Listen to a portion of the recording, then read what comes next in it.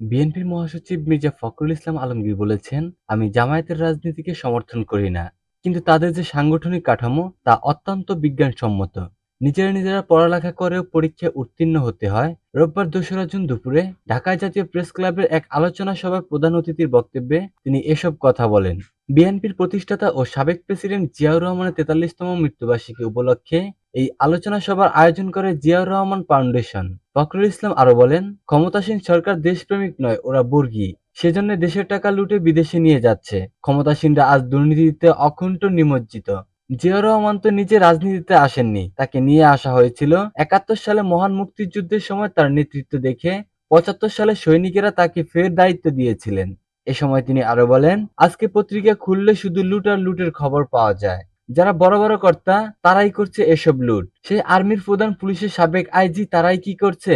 সংসদে ভদ্রলোক কজন আছে খুঁজুন বলে প্রশ্ন রাখেন তিনি। বাংলাদেশ ব্যাংক লুট করেছে, রিজার্ভের ডলার লুট করে নিয়ে যাচ্ছে।